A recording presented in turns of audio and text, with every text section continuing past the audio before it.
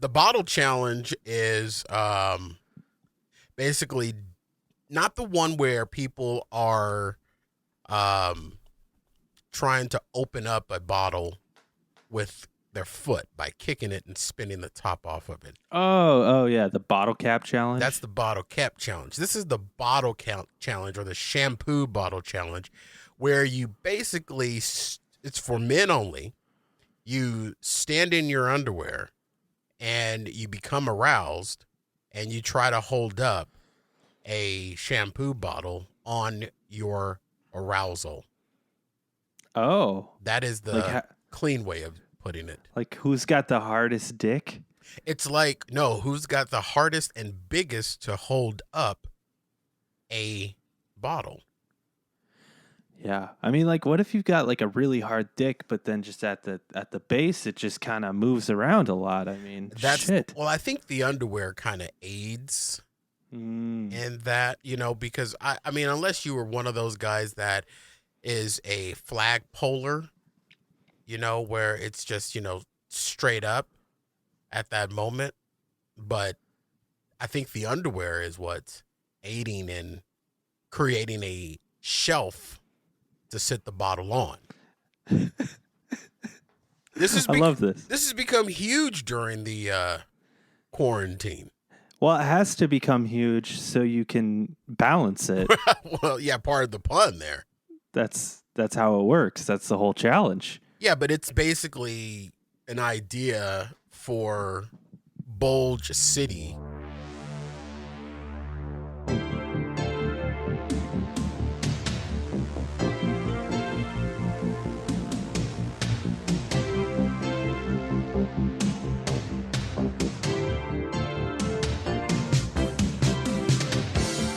Welcome to the Jake and Cory podcast.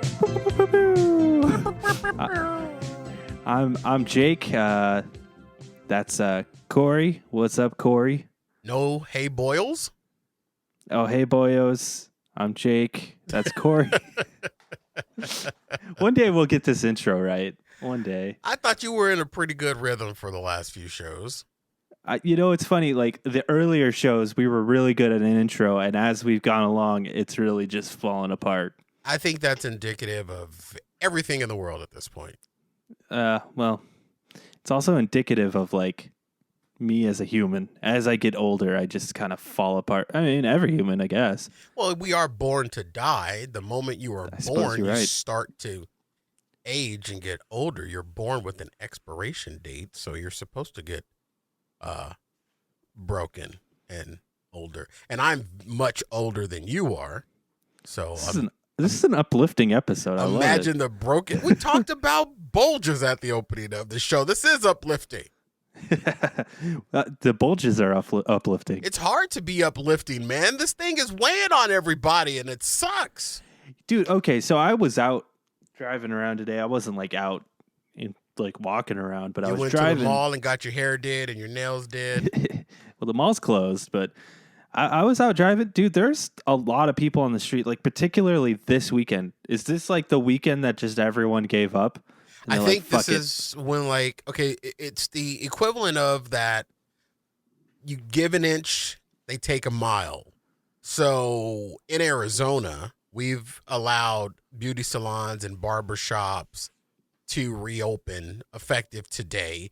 Restaurants are next week to open for dine-in with additional restrictions, like losing pretty much 50% of their seating capacity to allow for social distancing. But I think what we're experiencing, because I was out last night late and still was experiencing more traffic than I have in the last, 2 months as I was finishing moving my child out of ASU.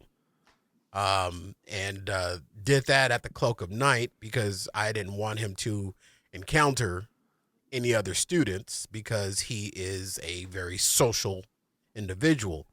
But I think that because people are seeing that the barbershops and beauty salons are open, they're just like, we're all back in. Let's go out. I know there's a date in the works right now for malls to open back up. People aren't going to wait for that. People are out there right now just doing what they want to do. They're putting the mask on and they're, trying to regain their normal lives. I drove by a park today and there were probably 100 people walking around in this park, and I don't know. It's got to happen eventually, I suppose. It does have to happen, and I'm entering that phase where I'm hoping that I'm wrong. I'm hoping that I'm wrong for a second wave, and then if we continue under the guidance of this current administration, even if there was a second wave, it'll probably be hidden, like the report that the CDC gave them, recommending how to reopen the country. So we will never know. People will just continue to die, and old rich people will continue to make money. You know what I say? What do you say, Jake? I say, let's trim the fat. There's not much fat to trim, man. We've all burned it off. I mean, I want things to go back normal, but I'm even starting to somewhat become a little bit more concerned, a little bit less concerned about it. Other than the cruel joke that I talked about, I shared last week on the last episode. That's the closest I've gotten to anyone that I know that has come down with this thing. Yeah, and it's hard. It's hard to stay motivated as far as like staying inside and social distancing when you've never even really seen it firsthand. And it's more so challenging when you have a young mind, and I'm talking 21 years or younger, that they really just can't wrap their head around an invisible enemy. They just can't. They everything is tangible to their mind. If they can't see it or touch it, then it does not register as real in their mind. So it's even more challenging just trying to keep your kids safe. And in turn, keeping your kids safe is actually keeping you safe. But are we really keeping ourselves safe from something that's really a danger at this point? Yeah, I mean, that's the real question is like, we've gone into the spicy, conspiratorial stuff. Yeah. I don't think it's conspiracy to just ask the question like, have we gone too far with it? Have we not gone far enough? As far as locking up. I mean, these are the questions we all need to be asking. Yeah, but nobody's listening, man, and it's just it's depressing. I did I saw a thing online. Here's what it said. It said, "Man, all these doctors and nurses and microbiologists and immunologists and epidemiologists and other researchers keep saying COVID is dangerous, but all these dudes I went to high school with who barely passed science say it's not dangerous. It's so hard to know who to believe anymore." I think I saw that. on Facebook. You may have shared that on Facebook. I did share that on Facebook, yeah. But I did. I am missing, other than the fact that I'm missing going to the grocery store, I am missing my barber. I mean, thank God we don't have a video element to the show because Jake is seeing me at my most worst. Your beard is something else right now, bro. It's ridiculous. It's gray. It's huge. It gnats up. I was trying to comb through it the other day. A little Chinese baby fell out of it. It's one. Do you dye your beard? No, I do not dye my beard. All of these grays down at the bottom is trying to keep this show and other shows and other projects of mine profitable for the last 2 months, while on top of having to spend more money just to keep these shows going. Yeah. So yes, this is stress on my beard. Do you know about Twitch?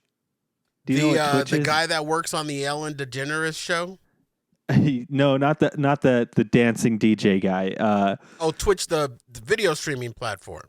Yeah. Yes, I'm Twitch. very familiar with it. So recently they released some numbers of like how many viewers people have been getting for the past 2 months. And for the past 2 months, the average streamer has gotten between 3 and 5 viewers. Really? The average streamer gets between 3 and 5 viewers on Twitch because everyone's at home and everyone's like, well, I got nothing else to do. I should just start streaming. Everybody, stream. and then there's everybody streaming, and then there's everybody who's not currently streaming, watching other people stream. I've seen an uptick in my other product streams as well, which is cool. I did that. I don't know if I ever shared. I don't know if I ever sent it to you, but I did a quarantine parody of the Gaston song from Beauty and the Beast. Oh no! And I put that up on YouTube, and it's almost at 3,000 views, which is more than any of the other videos I've ever put up there. I'll leave a link in the description. Yeah, have a link that if anybody that wants to watch it. It's just a couple of verses of the Gaston thing, but I am missing my barber, and I'm missing my barber so much that I actually composed a poem for him on my blog. I'd love to hear it. Titled "Ode to My Barber." Okay, I'm ready. Are you ready? Would you like me to share it here? I would love you to recite it. Yeah, yes. feel free to put some poem music under this. Here, I'll do it. No. Post production, you boob. I'm doing the bass. It's not one of those. All right. Okay. Ode to My Barber by Cory Blaze. My barber, my barber, my barber, your shears are so dear. I long for the edge up and trim round my ears. This quarantine has taken its toll on my looks. Shoveled and battered, my fade undertook. Up and up, elevated in your chair, relaxed and redacted as I comb through my hair. The buzz of the clippers and blue water sauce, shaving cream and a razor, up, down, and across. 20 to 30 a tip you shall earn. Put my hair up against COVID, my hair to the urn. I'll sweep your floors, I'll turn on the TV. At the end of this nightmare, please don't forget me. The yelling and argue from old Mr. Sam is a welcoming sound at the end of this pandam. Uneven and lopsided, I dare not be vain. Anything is better than my quarantined mane. Not brave to go at it myself all alone. My best may be worse than a Post Malone. So I sit and I stare at the brush of my head, staying inside and safe so this virus won't spread.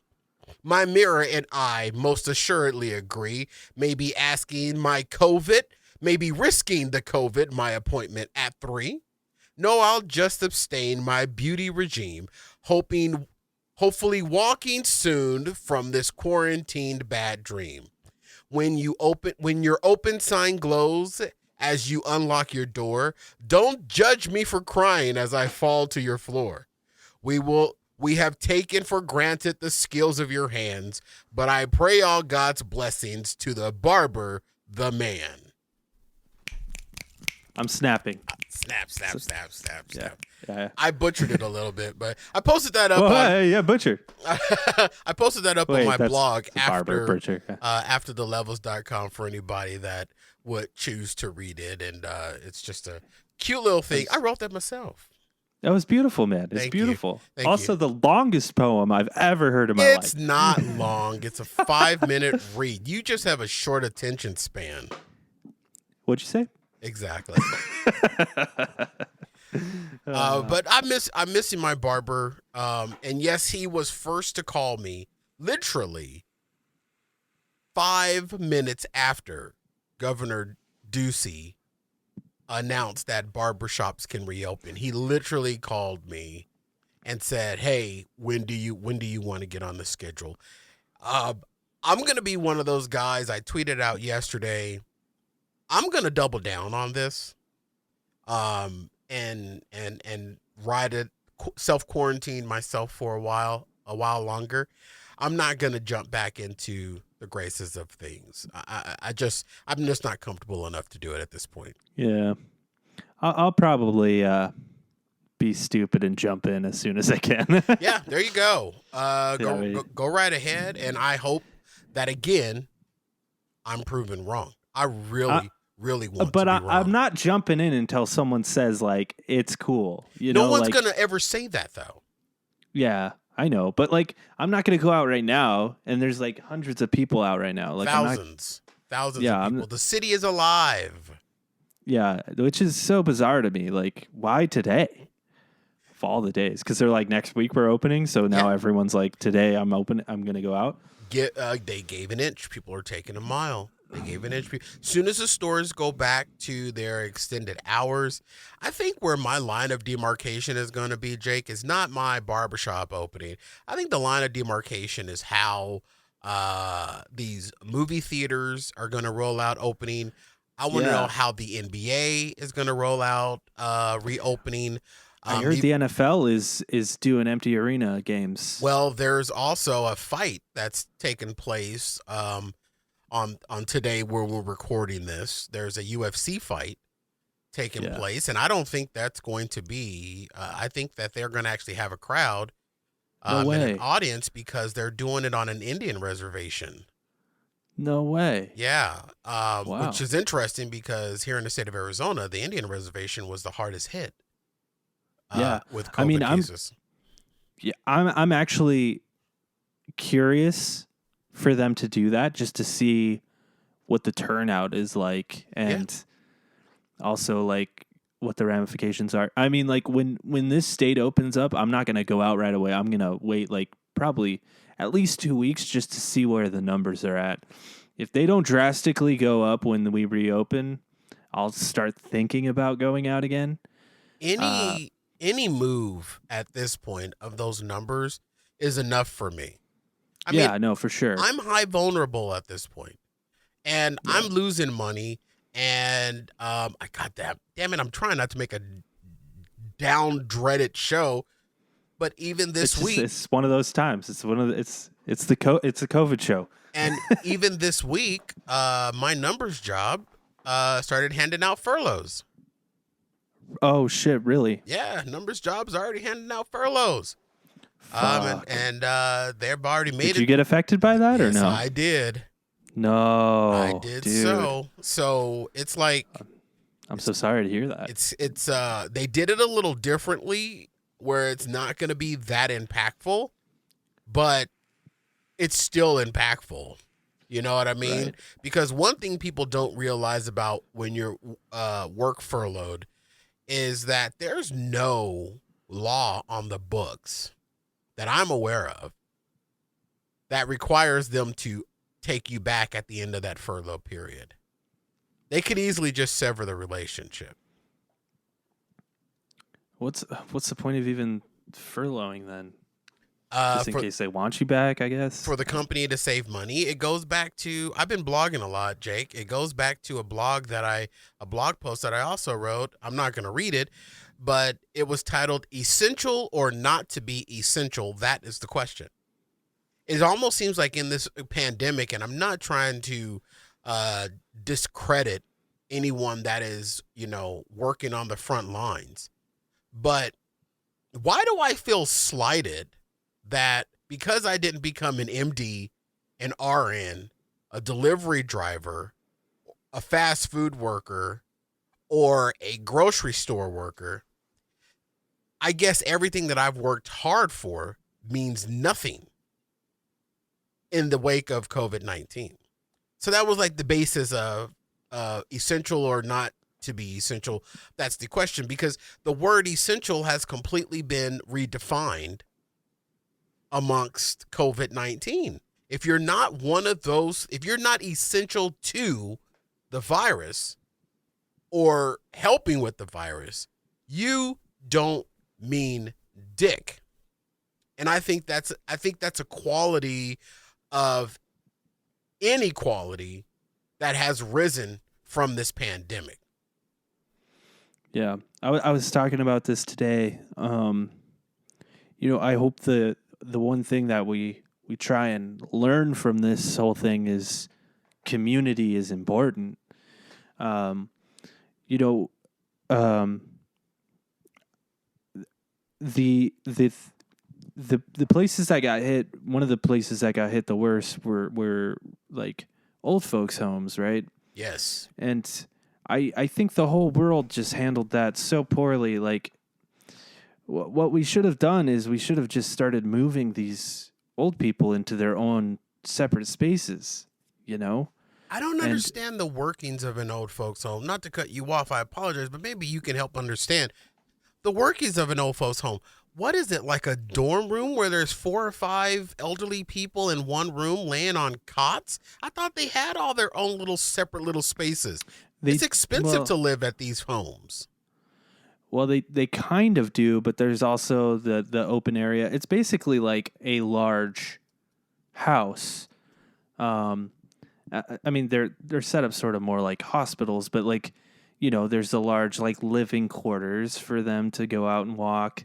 There's a kitchen. They all share the same kitchen, and they all share the same areas. And each place is different.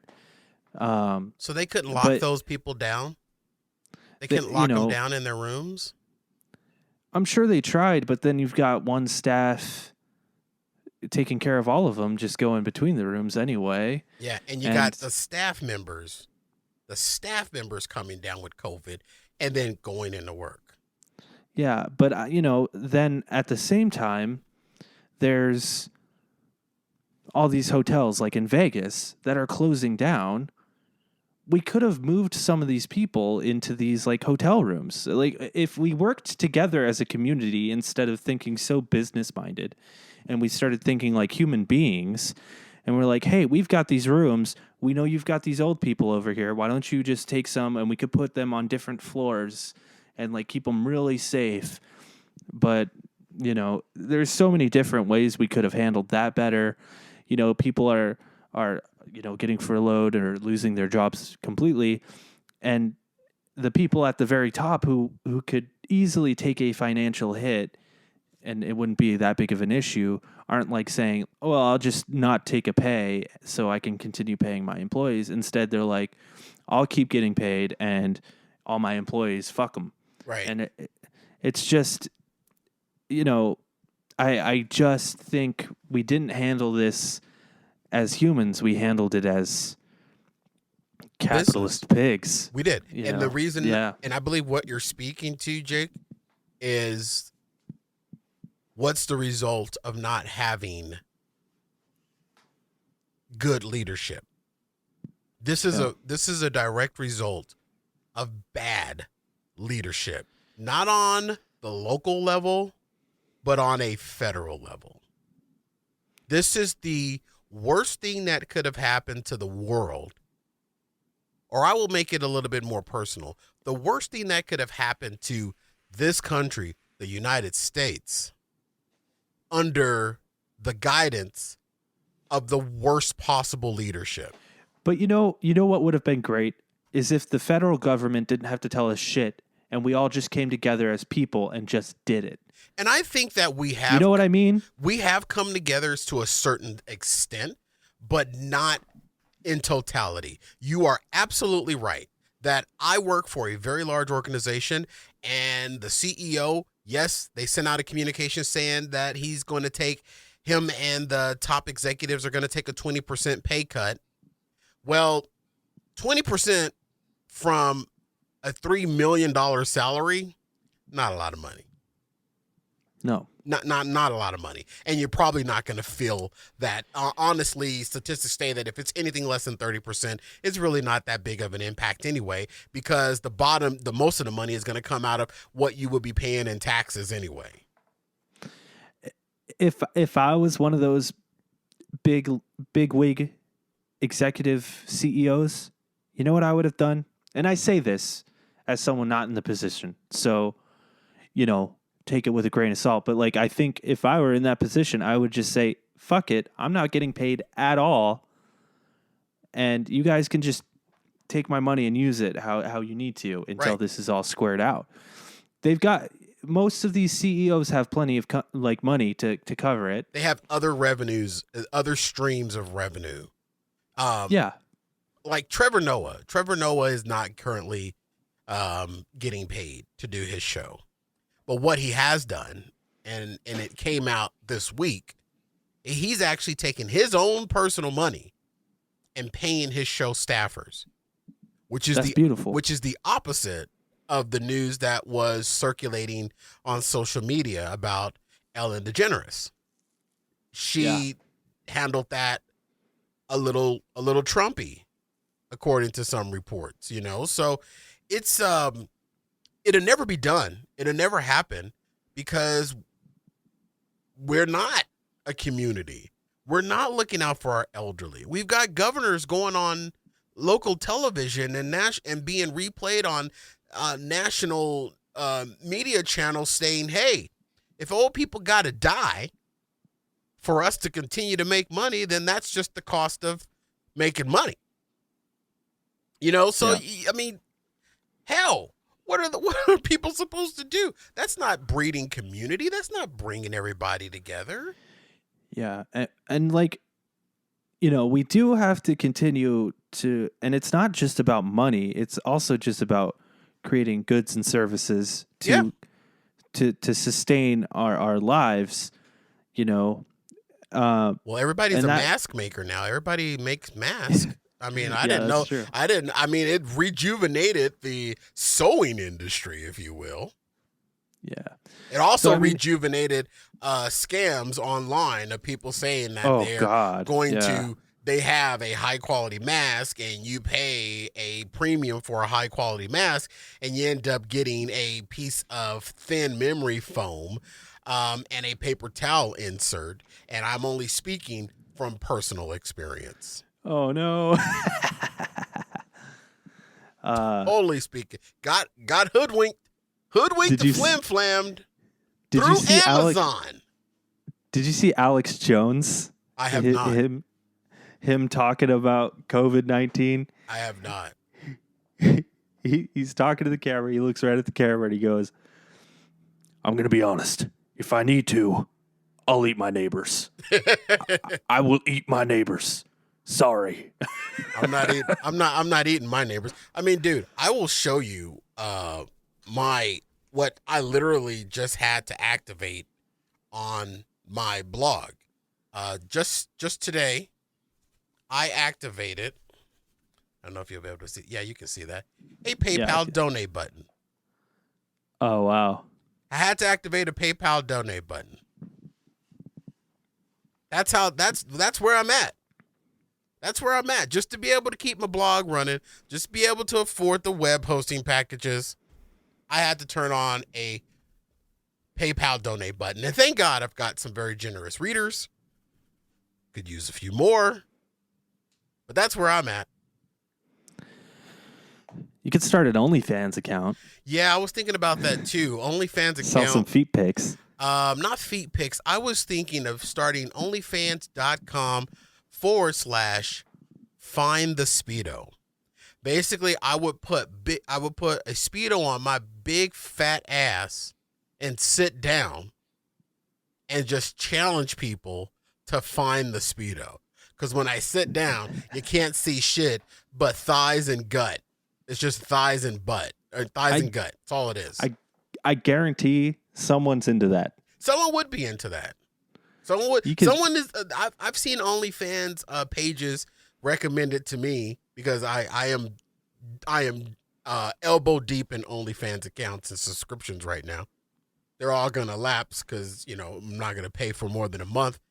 But I have OnlyFans suggestions of people just sitting there, a fat chick just sitting there jiggling her belly.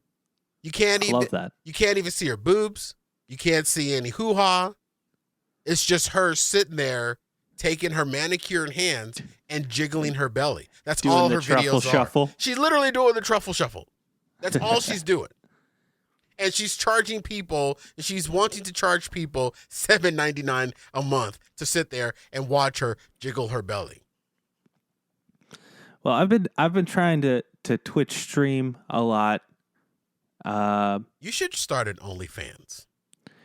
Yeah, and you know what? All the money I make on my OnlyFans will go straight to you, Cory. You should make an OnlyFans, and it could be titled onlyfans.com/pale as fuck.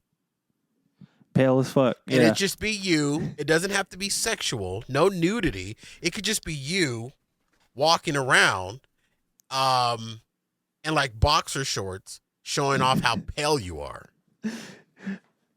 I'll call the channel Pink. Yeah. Because that's the color of my skin. Yeah. Pink. Yeah. And I'll start one and I'll title it the color of my skin, Doo-doo Brown. Doo-doo brown. I don't think it's a doo-doo shade. It's not a doo-doo shade. It's not unless you have a high fiber diet, then it's doo-doo. That's true. Yeah. Yeah, you know what I'm saying? But if your skin color was the color of my shit, you'd have green skin. So. Okay, you might need to see a doctor. Speaking of which, I was going to tell you about how I had immense diarrhea from Jack in the Box the other day, but I think we should just move on. No, we got to throw a diarrhea line in here. You got to give us a diarrhea story, man. We've depressed ourselves up to this point. What I was thinking. What better way to bring it back around than talking diarrhea? So I went to Jack in the Box. Sorry, Jack in the Box. I mean, if you pay us, it wasn't you, but you're not. So it was Jack in the Box. So I went to Jack in the Box. I got myself a sourdough Jack, and I ate that shit. It was delicious. Were you wearing a mask when I got the food? Yeah, hazmat suit, everything. Was the server at the window wearing a mask and gloves? They were wearing gloves. I don't know if they were wearing a mask. If they were, this is my new rule, not to jump into your story, but if I drive up to a drive-up window and they're not wearing gloves and a mask, you flip them off, drive away. I pull away. I actually donated $8.97 to McDonald's last week because I paid, and then I pulled up to the window, and the person about to give me my meal was not wearing a mask. They did have on gloves, but not a mask. I told him, I said, keep it. Give it to somebody else. I'm not taking that from you. I've gone to a few fast food restaurants, and yeah, it seems like McDonald's is the worst one as far as doing that. Like Wendy's does really good. Burger King is really solid. It just seems like McDonald's is really dropping the ball. And I don't know, maybe it's because they have so much locations that they can't even keep track of it. I don't know. So how did you get the downtown Julie Brown's from? So I ate that sourdough Jack, and you know what? It was delicious. That's my go-to. I love a sourdough Jack. Yeah, it's the best thing at the Jack in the Box. Jack in the Box is kind of trash, but that sourdough Jack, my goodness. It's perfect. The sourdough is perfectly toasted with the tomato and some mayonnaise. The mayo on that, mayonnaise. That American cheese. Only American cheese. You don't want none of that Chinese cheese. That South American cheese. You don't want that. You want that North American cheese, baby. That Canadian cheese. That's right, baby. And then I ate it. I played some games. And then I laid down. And I woke up at like 2:30 in the morning. What time did you go to the Jack in the Crack? Oh, it's probably like 8:30. Oh, okay. Yeah. I wake up at 2:30 in the morning. It's already kind of dripping. What? Okay, so you woke up and you had the Hershey squirts? Yeah, and it was just sort of dripping. And so I go in the bathroom and I just unleash it. It's like I turned on a water faucet. You are shadowing over some details here. Did it make contact with fabric? Did it make contact with your underoos? Not a lot, but there was contact made. I may have thrown away some underwear. Okay, So were you? And this is probably just for my own personal mental picture. Was it tidy whities, boxer briefs, boxers, or was it commando and free, and you made contact with your PJs? Now, let me ask you this. Looking at me, what do you think? I'm thinking you made contact with your PJs. You think I go commando in my I sleep, think eh? you sleep commando. I would imagine that you want to sleep free. Born So free, sleep free. Normally, I'll be honest, I sleep in the buff. That makes my mental picture even more glorious. Thank you. But this night, I decided to keep the old boxer briefs on. Thank God. That was a smart move. You kept on your man diaper because I think because before I went to bed, I'm like, I think there's something wrong here. I'm gonna keep these on. So there was an inkling that something was going to be violently erupting or potential violently erupting out of honestly, your ass. It was like as I was eating it, I could feel like the pain and the tightness. Oh, no. Yeah, then when I went in the bathroom, it's like I turned the nozzle and just water faucet. Okay, so you got to paint the picture a little bit more for me because I'm slowly becoming aroused. Well, I already painted the toilet. And clearly, 7 minutes ago on the show, we identified that color as green. So you wake up. It was red. 11. Oh, might want to see a doctor about that. You wake up 11 o'clock. Made contact. You kissed the fabric. You just kind of gave it a little kissy poo on the fabric. Exactly. 3 little dribbles actually. A little dribble. Now, was there any dribble that made it to the love sack? Oh man, I don't even know because I got to tell you, like after I finished, I hopped right in the shower. Oh, was it that messy? Or were you just thinking, I'm just going to cover all my bases and just It was a water faucet, and it was like for a long time, and it was like splashing back up on my ass. Oh, you were getting counter splash. You were getting toilet counter splash. That's never good. Yeah, it was... So you didn't notice if anything had gotten... Now, for all those lovely ladies that have had the opportunity to be down in your nether regions, they understand and have identified that you are half Bigfoot. So how much hair was involved in the expectorant that came from your ass? I got a hairy gooch, okay?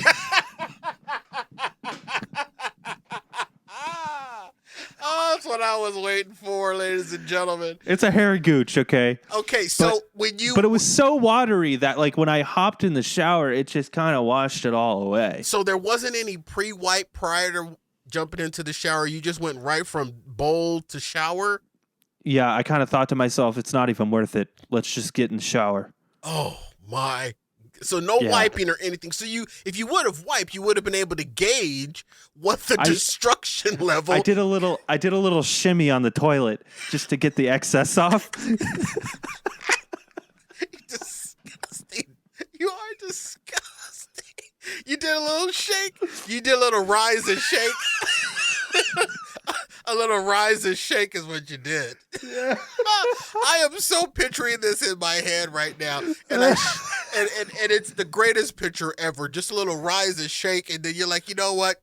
Fuck it. I'm just gonna get in the shower. No toilet paper is involved in the mutiny that Jake just unleashed on the wax ring of his toilet bowl. Well, and we're conserving paper towels and toilet paper right now. So perfect timing.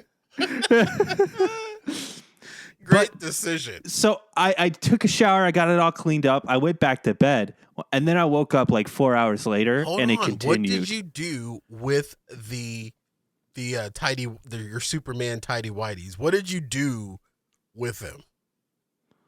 I'm wearing them right now. So you did? Oh God! I'm just kidding. Still with the evidence embedded in the fibers. Well, I sniffed them and then I threw them away. Oh my God, that's an OnlyFans page too. Yeah, yeah, yeah. So did you discard of them since you did kiss fabric? Yeah, I had to. We've all been there, man. Yeah, it Not had to not be done. not just because of Jack in a Box. Panda Express has done that to me before. Oh, dude, Johnny Rockets. It's gotten me before. So Johnny Rockets. you discarded it and then you just got in the shower. Did you go back to bed? And when you headed back to bed, did you reapply a fresher apparatus down below, Yeah. or did you just go ahead and roll the bones? I no, I put on some new stuff. And after such an intense battle, it was pretty easy to fall back asleep. I'm sure because you were exhausted. Yeah, it was intense. Then I woke up at like 6:30 in the morning and I'm like, "Oh, it's happening again. No dribble this time though." And I went back in and it was just another faucet. An aftershock? You had an aftershock? Dude, it gets worse. It wasn't even just an aftershock. That happened all day long. Oh, it was basically evacuation city in your intestines. Yeah, like it was bad. You should go weigh yourself. You probably lost 3 pounds. I was supposed to like go drive by my sister's house and do like a little, birthday, like honk honk. Hey, happy birthday. We were going to do like a birthday rollout drive by thing. I couldn't make it. Really? It was that bad. Like I just was like, I have to stay in my house because if I leave, I will shit in my car. So it was like one of those situations where you think you're done, but then the moment that you stand up, it kind of is like your intestines relax a little bit and it just dumps more and moves more into the waiting room and you have to go back and open up the door. Yeah. And yeah, my ass was chafed. Oh. It was chapped. Oh. Oh. So yeah, that's my diarrhea story. Thank you, Jack in the Box. Unless they pay us and sponsor us, then it wasn't Jack in the Box. Then it was Wendy's. Then it was Wendy's. But if Wendy's pays us, then it was Jack in the Box. I miss Wendy's. Oh man, Wendy's is great. I miss going out. We did. Me and my son did go out to a Filiberto's last night. It was our once a week excursion. We try to go out once a week, and he's normally a McDonald's because the McDonald's that's near my home, everybody's all gloved up and masked up at all times, so I trust that McDonald's. And the Taco Bell that is near my home, we just smashed Jack in a Box, but I'm gonna give Taco Bell an old reach around right now. Taco Bell and Burger King are tied in my world for my number one stunners in handling this thing. Taco Bell, there's zero contact. They don't even take your debit or credit card anymore. They extend the card reader out of the window. You slide it into the slot, and then you pull it out, and they give you the thumbs up whether it's been read or not. Everyone in through the drive-through window that I've been able to see is gloved and masked. My bag or my food is served to me on a tray, and one person puts the food on the tray, and then the person that took the cash extends the tray out of the car, and you take your food. I love that. So every time we've been treating ourselves once a week to going out and eating, I'm hitting up Taco Bell or Burger King. And the reason why Burger King is up there, because they're doing the exact same thing. No contact whatsoever. Everybody's got gloves on. Everybody's got masks on. And that makes me, as a consumer, feel safe when I see that. And Subway, not so much. What's Subway doing? I'm not seeing their employees wearing masks and gloves. All Subway is showing is commercials of food being delivered to your door. And, food delivery is another thing, Jake, as we're in the vein of this food thing. These Uber Eats and DoorDash companies, they're not even requiring their drivers to wear gloves and masks. Even if they did, if that driver, when they're not delivering food, goes somewhere and comes in contact with a surface that has the virus on it, and then they go and they touch their steering wheel, and then the next day or a few hours later, they go to put gloves on and a mask on to go deliver food, and those gloves come in contact with that same steering wheel. Now the gloves are contaminated, and then those gloves go to your food packaging. Now your food packaging is contaminated, so it's all for naught. So they're not even mandating their employees to put gloves on. Here's the thing with what they're doing, though. You can do door drop-off, where they can drop it off at your door. Yes. And they can walk away. You could walk out with like a little bottle of disinfectant, give it a quick little spray down, not the food, but like the packaging of the food. Mm-hmm. And you'll probably be fine. And that's what I've been doing. Yeah. My kid, thank God, has ran out of money. So he's not ordering so much DoorDash because I was worried about that. It's the same thing that I do with everything that I get delivered. When I have a delivery from, either Amazon or Walmart or somebody like that delivers something, I take the package in. And if I do it bare hands, I'm really being calculated as far as what other services I come in contact with. I take the packages to one specific location in the kitchen. I open it up.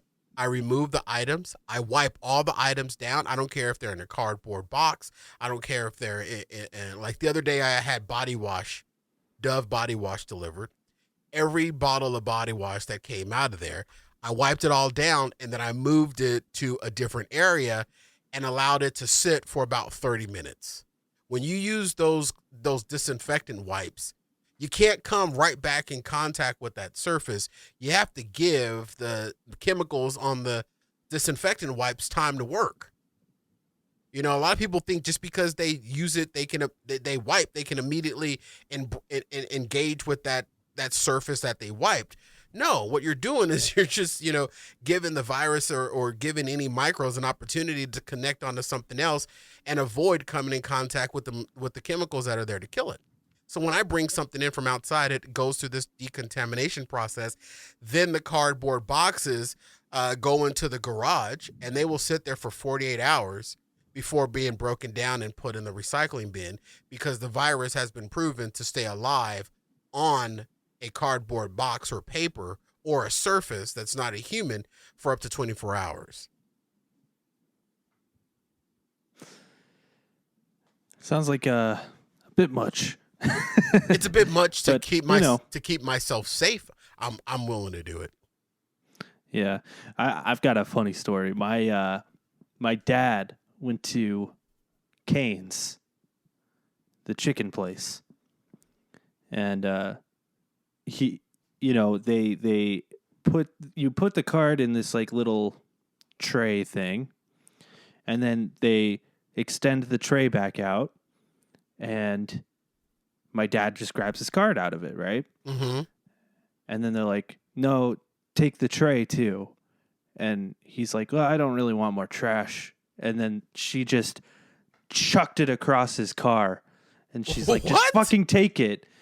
And what kind of tray was she? What kind of tray is this? I don't understand. Like a little cardboard tray that you like put chicken in or whatever. Okay, I'm not sure. I'm gonna have to Google this image. But go ahead. Yeah, and she just like chucked it across his car, and was like, "Just fucking take it." And then she turns around, and her supervisor was standing right behind her. Oh no! And my dad's just like, "Okay, have a good day." Just drove away. Cane's chicken tray is literally something that I'm sure. It's just like a little cardboard. Well, I'm trying to get a visual of like why she couldn't take the tray back. When you get like fries and like a little cardboard thing, like at In-N-Out, you get the fries and the cardboard thing. No, nothing. Okay, snake eyes. Well, but I follow your story. I follow your story. I just thought that was really funny. I don't know. That was I didn't know if is Cane's doing the same thing that Taco Bell is doing. I mean, it's similar. It's more like Burger King, where it's they extend the tray out and they take the card and do it. See, that I don't way. like them touching my card. And I went to Filiberto's last night as a treat, and the lady takes your card. Number one, I had on a glove. I handed her my credit card, and my credit card was on a napkin that I had in my car. So it's glove, then napkin, then credit card. And I handed it to her. I've been to this Filiberto's before, and I knew she was going to hand me her Ebola-soaked clipboard to sign the receipt. So she had an Ebola-soaked clipboard with a community pin chained to it. So I, in my infinite wisdom, had my own pen with me. So I used my gloved left hand to grab her community clipboard, use my own pen, sign the receipt, and handed her clipboard back. And then when she handed me my debit card or my credit card back, I used that same, I used a different napkin that I had in the car. She put my credit card on the napkin. I folded my debit card or credit card up in the napkin, shoved it in the door compartment of my car, removed my glove, and then when she handed me the bag, I used another napkin to grab the top of the bag and put the bag in the car. Wouldn't it be funny if you go through all this process? Yes. Right? You go through all this process and you still end up getting it. And then me being just like, oh, just kind of do my thing. I'll wear a mask or whatever. I never get it. Yeah. Well, we would definitely know if I get it because this will become the Jake show. Oh, come on. Because I'll be dead. No, you won't. Okay. Saying everyone that is younger. You might. Everyone that's younger than me that says that can kiss my ass. I know my health history, and I know what the scientists have said are vulnerable people. And I am classified as a vulnerable individual. But like, here's the thing: if you're more vulnerable, it still doesn't necessarily mean you're gonna die. It's not like everyone in the old folks home died. Are higher. And yes, there was a 98-year-old or 102-year-old woman that survived the original Black Plague, and she just survived COVID-19 as well. Yeah. I mean, if the likelihood jumps from 2% of death to 5%, that's still, that's still pretty low. I wouldn't say you're continue to be overly cautious. No, it's fine. It's fine. And don't say you're gonna die. And people can judge me for that if they want. That's fine. I'm not judging. Yes, you are. I'm not over here judging you. No, you're judging. I would never judge you, Cory. You're being judgy Jake. You're being judgy Jake. I would never. You are judgy Jakey right now. I'm not judgy Jakey. You're judgy Jakey with the shitty ass. That's what you are right now. You're judgy Jakey with the shitty ass. Well, you're bitchy Cory with the shitty skin. I'm bitchy Blaze with the overprotectiveness. I know I'm driving my kid crazy. I know I'm driving him crazy. I don't give two shits. He has an option. I can't stop him. I gave a lot of shits the other day. I can't stop him from leaving, but I can't stop his ass from coming back. Yeah. Till this shit's over. That's fair. It is your house, and if you want to be that cautious, go for it. Just call me Bubble Boy Blaze. Just call me Bubble Boy Blaze. Yeah. I'm certainly being cautious, but I'm not. You should be cautious for the people you work around more so than definitely. just you. No, I say I'm lax, but I'm definitely being cautious. But I'm not like, putting cardboard boxes in my garage for 2 days. Cautious. I am. Yeah, I'm not that cautious, but I'm only being that cautious because of what the science says. Yeah, I do have a job that like I need to take care of a couple older people, so like I am pretty cautious, but I also don't want to be like too afraid. It's not a time to be afraid. It's a time to be cautiously optimistic. And Yeah. yeah, It's a and the numbers are okay. They're not great. well, according to my They're blog, okay. they're okay. There's just a big bucket of okay. Yeah, I need the it's not numbers to great. be great. It's not great, but it's it hasn't cusped a million yet, has it? Not in deaths, but as of right Oh, now, it's not even close. no, it's 72,000 deaths. Which the average death rate in the last 2 months is 30% higher than normal. But as far as infections in America, Infections in America right now, there are 1,197,002 people that are not dead from COVID-19. okay, well, that's bad. It's not great. It's over 1 million people. There are, and the only reason why I have this at the ready is because every day I have on my blog a running tally of people that are not dead from COVID. Basically, I take the confirmed cases and minus the deaths reported, and that gives me the number of people not dead from COVID. So to give you accurate numbers, the total cases is 1,274,036 total COVID-19 cases. And that's up from yesterday by 25,996 cases. And So yesterday, 1,557 people nationwide subsided to COVID-19. So I kind of want to get more into, and if you don't feel comfortable talking more about it, just tell me and we'll cut it out. But I want to talk more about your job, right? Yeah. And I just kind of want to know what your headspace is, because I'm sure a lot of people are there with you, and like I think it might be nice to hear a different point of view. Well, the way that it kind of came down off of my job, without trying to go into too many details as far as what I do and who I do it for, because I have signed a disclosure as far as what I can discuss on media platforms like this, so I have to be a little careful. But it was handled a little differently, where there was a period of time, a time frame that was issued. Once they mandated that my particular department or my particular group that I work in was going to be mandatorily furloughed. And what they gave us was a time frame between, for just easy adding, let's say May 17th through sometime in August. So between May 17th and through sometime in August, we had to select.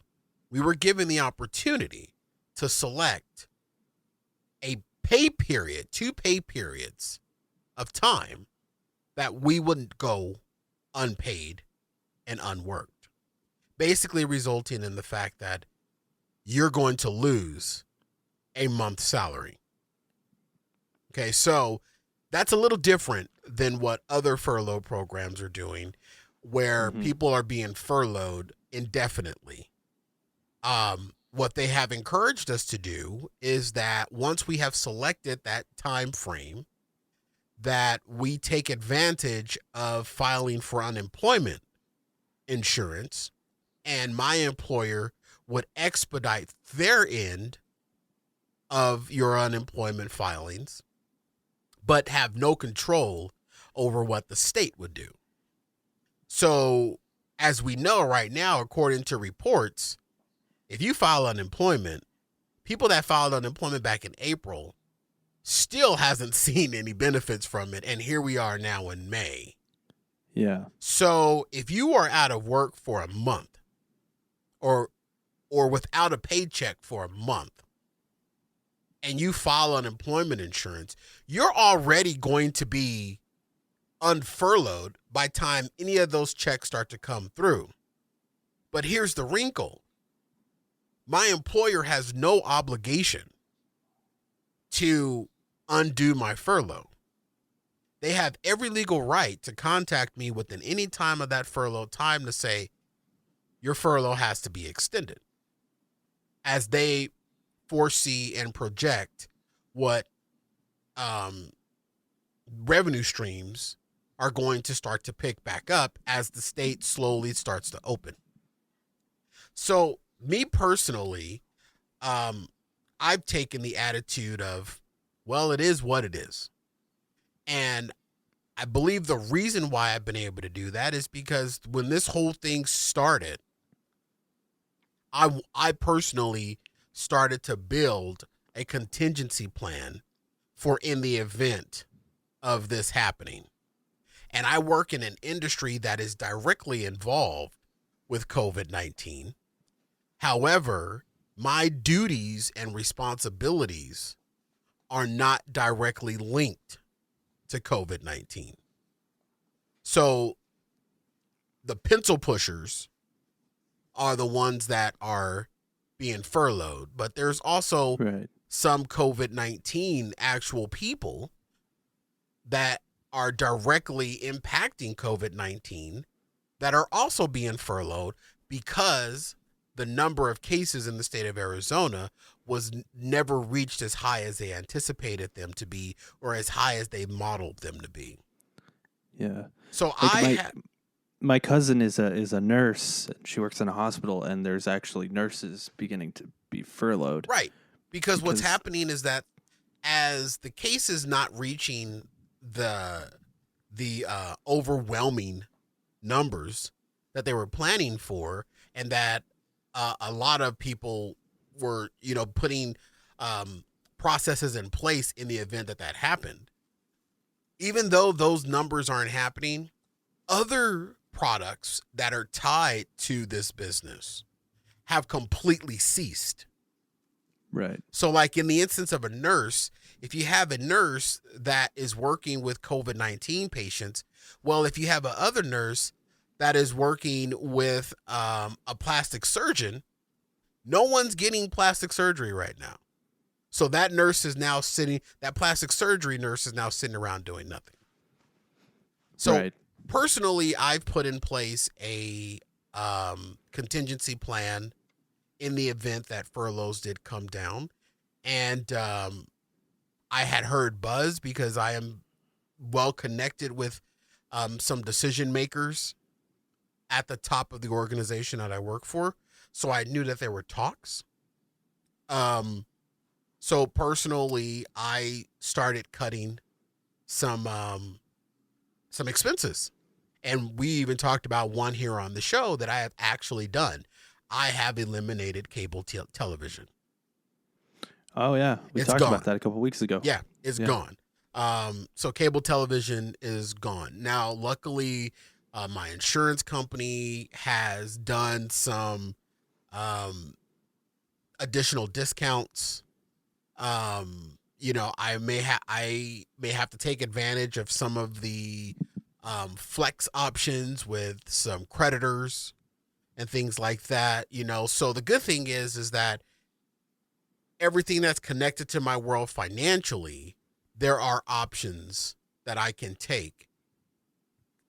If it comes to the point where I'm pressed, challenging, if the pressure becomes too much to bear. But I've readequated funds that were destined to go somewhere else that is not going to go. The thing is that, like a lot of other people, that well will eventually dry up because right now there is no future plans to replenish that well. So once that well does run dry, that's probably when my approach to this will, take a different shape. That's when you start the OnlyFans account. That's when I start the OnlyFans account. That's when I start to go back and give an old snarlings behind the QT, whatever it takes. But it's, it didn't come to me as a shock. But I can say it's not comfortable in the slightest. Yeah. Oh, I imagine. And, the reason I even brought it up again. It's because I just think people would, appreciate hearing how you're handling it. Yeah, They're probably also going through it, and I think that the candidness is nice, and you being so uplifting about it is also it's something it's to it's marvel at. challenging. It's challenging, and I have a where it would really turn bad for me. I could honestly sit here and roll that all out for you. But I'm choosing to not focus on where it can turn bad or how it can go bad. You know what I mean? And I know that my personal life is a little different. I have one 19-year-old that I'm responsible for at this point versus someone that has two or three kids or someone that has a life mate or a wife or a husband, and that depends upon their income. And so I know that my situation is a little different where I'm literally obligated to one and a half people.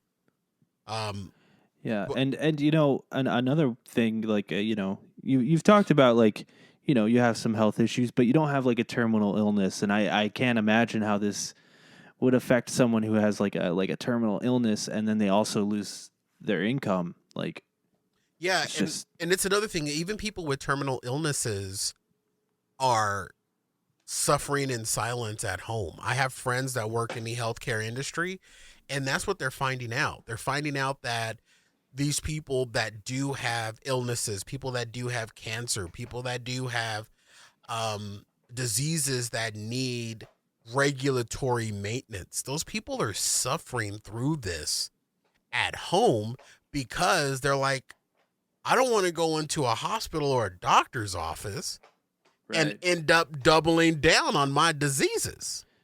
Yeah, and I kind of even wonder about uh people who are maybe not even like diagnosed yet for some sort of be it cancer or whatever it is, that are like, there's a lump here, but I don't really want to go to the doctor right now. And Right. now it's and I've actually thought about that quite a bit. Yeah, because Um, people don't want to do it. I actually had to contact my doctor a few weeks ago because I'll be candid, because my legs started to swell and my ankles and feet were starting to swell, which is hard to tell from with being a man of my carriage. But I was like a little concerned that just out of the blue, starting to see some swelling. So my anxiety just went through the roof because I'm like, I do not want to go into his office. Luckily, he was doing telemedicine, but it was kind of weird taking my cell phone and angling it towards my legs, and I got the circle light, down there too, trying to give him light so he can see what's going on. And even though I had a 5 minute telehealth call with him on the phone, I still paid my full copay through a website. Still was responsible for that. But if I felt that anxiety just with, luckily it was nothing. It's just the fact that I'm way more sedentary than I've been in a while because of the quarantine. And me sitting at a desk all day in my home, that's pretty much the reason why, my legs are swollen. But if I'm experiencing that anxiety just by that, I could only imagine someone that has to go for weekly dialysis, or, yeah. or something like that. And just, I mean, people are nervous about just coming in contact with somebody else at this point, and you just don't know who. Just this week, one of the president's valets, coronavirus. Oh wow. The next day, one of Mike Pence's, Vice President Mike Pence's staffers, coronavirus. Ivanka Wow. Trump's personal assistant, coronavirus. No way. So they're probably gonna get the Rona. You just never know. You, Yeah. you never know. But then you look at this number, and then you look at 1.2 million people. But then, Jake, let me ask you this: do you know anybody that has it? I have met. I had an uncle who lives in like Indiana. I've never really met him, but I know he had it. And then I had like a friend who lives in Seattle who I'm not really close with, but he had it. But that's it. I mean, So no one, like, those people are thousands of miles away from you, but no one like in your immediate family, no one within your extended family locally has contracted it. I don't think so. Other than the people that you just listed, I don't know anyone that's gotten this thing. And I think that because of that fact, that's why a lot of people are, that's what's behind a lot of these protests. Because people are starting to question, is this thing even real? And it comes from a level of ignorance, but it also comes from a level of question, inquiry, ponder. It's funny because the people that are protesting are also the people that are hardcore Christians, and they're like, well, you know, you have to believe in what you can't see. And now there's a virus, they can't see it. Yeah, and they're not believing in it. It's very weird. My line of demarcation for me personally will be large gatherings, churches, arenas, malls. I want to see what the statistics are going to be once those things roll out and once those things open back up. Because I want to get back to ordering trim off of Craigslist and what's that other app that people use to get laid? Tinder and Grindr. Yeah. I want to go back to get some Grindr butt. Yeah. Dude, and yeah, I can't wait to go to a fucking movie. Fuck. I know. You know, that's going to be great. You know, I want to get back to Grindr and Tinder. I want to start swiping right again. I want to swipe right. Well, I appreciate you being so candid with me. Hey, that's what I do. I appreciate you being candid with the fiery shit that came from your ass. I wish I was only there to hold your hand as you grimaced. This has been a very honest and open episode of the Jake and Cory podcast. It has, and I love it. Yes. So, I think we should end right here, huh? Yes, ladies and gentlemen, thank you so much for listening to another episode of the Jake and Cory podcast. Please continue to spread the word to all your friends and neighbors. COVID positive or not, they can listen to the Jake and Cory podcast. Please continue to subscribe to our YouTube channel. Follow us on iTunes as well. The Jake and Cory podcast is available on iTunes. What's that iTunes name once again, Jake? Lonercast. Lonercast on iTunes. And share it up on all your social media pages as well. And thank you again for listening. I've been Cory Blaze, and that is Jake Woods. We will see you next week. Bye-bye.